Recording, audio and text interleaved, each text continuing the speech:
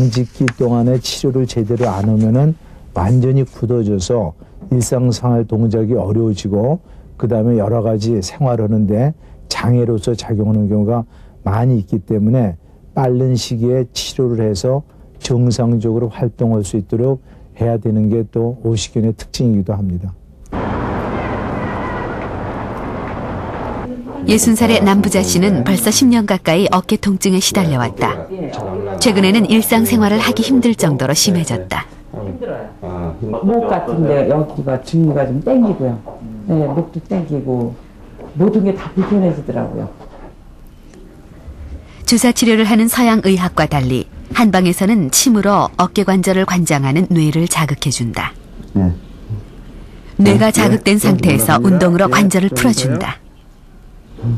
뇌에서의 어떤 반응이 자연적으로 침이라는 도구를 통해서 전달돼서 자연적으로 반응이 일어나도록 유도한다는 데 좀 차이가 있겠습니다.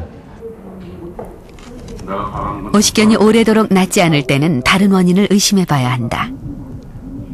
몇 년째 어깨 통증에 시달리고 있는 이철주 씨.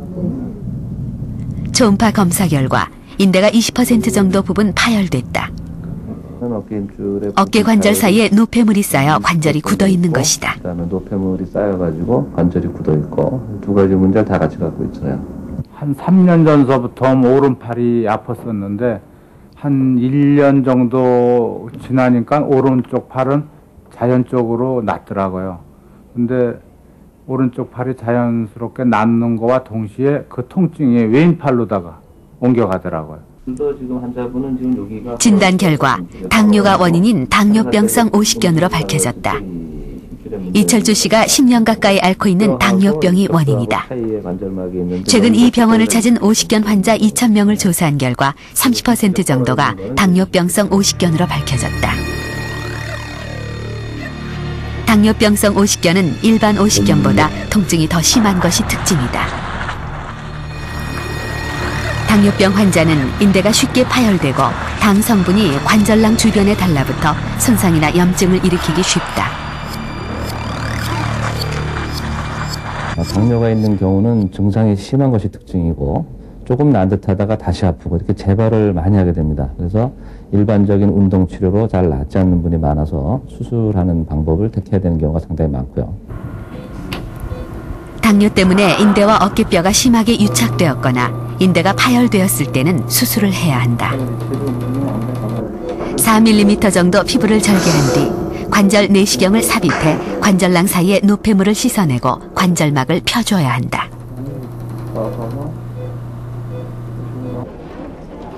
주로 50대 이후 나타나던 오십견은 최근 들어 40대나 30대로 연령이 점차 낮아지고 있다.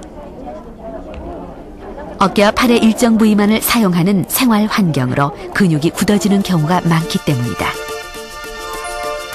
한 대학병원에서 8년간 내원한 환자들 가운데 40대 이하 환자들이 28.5%로 밝혀졌다.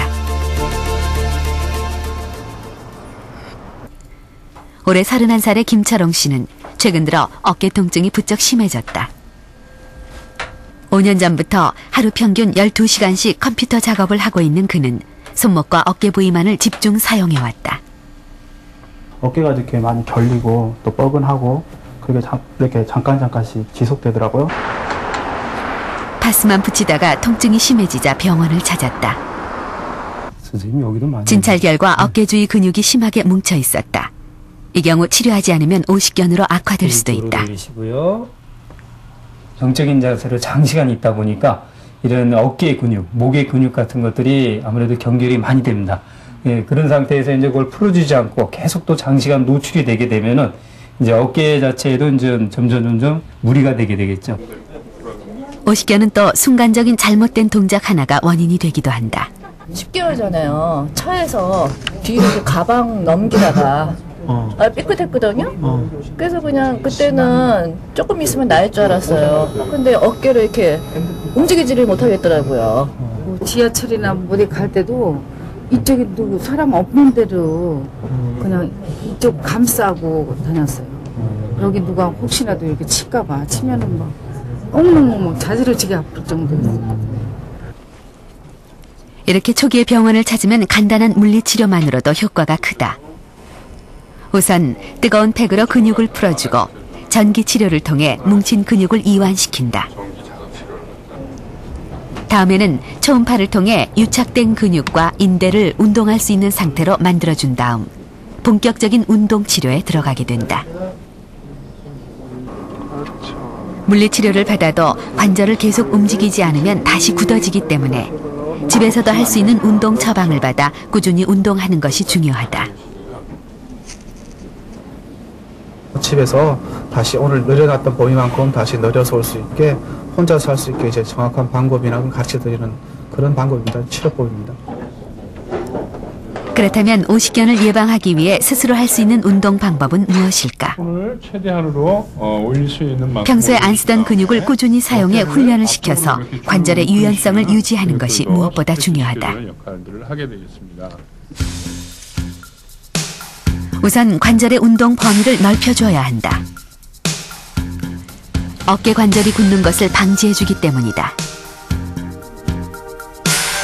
잘 쓰지 않는 어깨 안쪽 근육이 굳는 것을 방지하기 위해서는 등척 외회전 운동을 해줘야 한다. 어깨 바깥쪽과 안쪽 근육을 고루 운동시켜주는 효과가 있다.